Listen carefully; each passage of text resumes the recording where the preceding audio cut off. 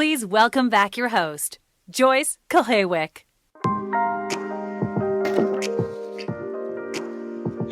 Well, we are hoping you are all feeling refreshed and ready for our final session of the day, featuring two women who are at the top of their respective games.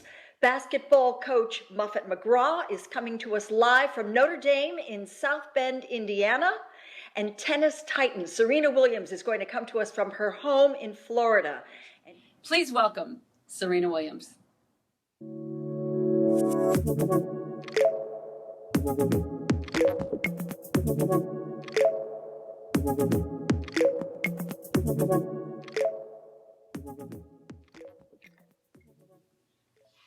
Hey everyone, hope everyone's doing well. It's really so good to be here and so good to be a part of that. I loved what you were saying. I was over here nodding my head really hard and like saying, that's so true. I've definitely been that woman that has, haven't spoken up enough. Even someone in my position, I've been that kind of person that just haven't always spoken up and said, be the first to answer my question. I'm always like, I'm going to wait for someone to say something first and then I'm going to raise my hand. So I think a lot of people can relate to, what you were saying and et cetera. So are we doing a Q&A or am I just doing... Yes, I've got quite a few questions. Because I'm not sure if I should keep talking and just kind of wing this, which I totally can, but okay. We are so anxious to hear a lot of those topics that I was talking about. But first, with this whole new normal that's going on in the country with the virus, and you were one of the first people that came out and said, I'm going to self-isolate, and you came out publicly and said that. So what brought that about, and how's it going? Well, it's going good. I definitely, my job is, worldwide, and I could see a lot of stuff that was happening in Asia and in Europe, and I'm thinking, well, we need to be on this now. And also I have a daughter, and I do have issues with lungs, and I'm thinking this is the last thing I want right now. So for me, it was really important early to self-isolate and do what the other countries were doing and a lot of people were doing, but just not on a big scale, and to talk about it, because I think now we have this great opportunity how we can still meet, even though it's not physically, we can still meet up and talk about things and put our message out there for people because we have that platform to do so. So for me, it was really important to let people know that this is serious and we should probably do something about it. Yes, it is very serious. And you have a daughter and a working mom, so working from home. How do you have any advice for some of the working moms out here? Yeah, I'm actually looking for advice. I don't have advice. I have respect for moms. Like, I just look at my mom who had 5 daughters. Like, how in the world did she do everything that she was able to do and work? And now I have 1 daughter, and I'm like, okay, I'm losing my mind. Okay, if I cook on days like I gotta cook, I gotta do this, and and it's really ridiculous, to be honest. But I don't have any advice, but I have to say the respect that I have for women, and it just goes back to your speech. It is, we are capable of doing so much, and we need to believe in ourselves more and believe that we can do it and actually do it. I feel the same way, though. Losing and having those struggles, it kind of makes us who we are. You learn so much more about yourself. What you said is so true. Whenever I lose, I learn way more from my wins. Okay, well, Joyce will be joining us in a second to give us some questions. There you are. I am right here. Hi. I'm Joyce Kulhewick. So nice to meet you, Muffet and Serena. This is nice to meet you virtually. I have to say, you are both so successful, such fierce competitors. And I venture to say that in our audience, there aren't any world-class athletes, although there might be, we never know. But I think all of us can absolutely identify with everything you said. I mean, completely relate. I barely know the difference between a tennis ball and a basketball, and I don't play any sports. But as women, we absolutely connect. And it was so wonderful and refreshing to hear you say, Serena, that you hesitated to raise your hand first, that you're a little shy about those things. I mean, to see, this kind of vulnerability. Yeah, we're really all in this together. So I'm going to stop talking now, although I'd love to pick your brains, both of you.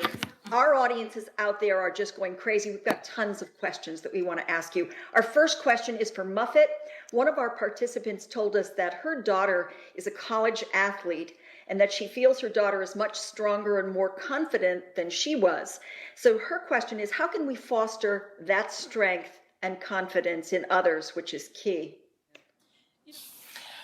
Um, it's interesting. I really agree with everything Muffin said, but I feel like really taking a stand, and I think that's something I've always done, is just take a stand. And it starts young. Like I said, it really starts young. You have to believe in yourself from a young age, and unfortunately, not everyone is going to tell you to do that, or not everyone is going to guide you to do that. So, just leaning in on your network and different communities and people that actually help you, and knowing when to cut things off and to cut people off when they might not be the most positive influence for you is something that you have to learn nowadays, and learn in a fast way.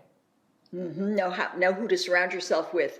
Here's a question for both of you that's come in. So many people are obviously inspired by your stories and your examples, especially the idea of learning from mistakes. It's hard to make them. Our participants are wondering, what mistakes have you made and what did you learn from them? Either one of you, some of your highlights. Go ahead, Serena. Mistakes. I made a mistake. No, I don't want to talk about it.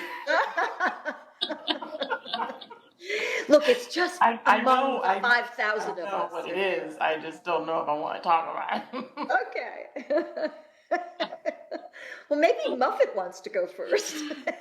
Oh, there's so many. In sports, we're so publicly out there with wins and losses, and people are just secondhand backseat drivers, and telling us what we should have done and what we could have done. And I beat myself up on those all the time. I always look back and say, oh my gosh, why did I do that? Why did I play this person or not play that person? Or why didn't I tell them to do this? Or why didn't I run this play instead of that play? And, I take everything personally. I'm so hard on myself when I make a mistake. And it's so easy to say, just let it go, like men do. There's let it go. I don't. It takes me months sometimes to get over some of the things I've done.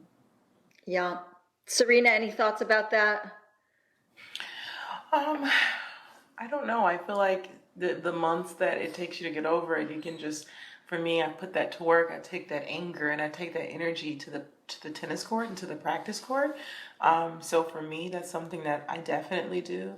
Mistake wise, there's not a day that goes by that I don't make a mistake. And then, yeah, I do have regrets, but like I said earlier, they are important maybe to make, even though I don't like them. But a mistake is only a mistake if you make it twice, right? So just don't do it twice. And so I don't think I've done too many things that I've done twice, because you don't really, if you keep doing it and you're not learning from what you're doing, then that's just everyone, we're all human. We're always going to make mistakes, and we're expected to do that. But when you do make a mistake, just don't keep doing it. Learn. And we also have another question. One of our participants noted that often people describe your success, Serena, or challenges through the lens of a qualifier like Black female athlete. They are wondering, what are the aspects of your that you identify that most define you, and has that changed over time? Um, I don't understand that question. It's a complicated question. Yeah. I guess, how do you look at yourself, and do you take exception to being qualified that way? Black Um, female athlete, yeah, and I can see, I see a lot of people make comments on that, and um, they say they don't ever say another girl, a white female athlete, um, which is very interesting. And like I was saying, there's a whole set of different things that I go through because of the color of my skin, Mhm. which, really people need to get over and just accept that people look different. It's 2020. So But with that being said, I love it. I love that I am making noise for the other girl of color that looks like me, that skin is chocolate like mine, and that she said, "Oh, I could do it now. I look like her, and that's what I want to do. I want to be like that, and I'm proud to be black, and I'm proud to look like her, and I'm proud to do what I want to do in life."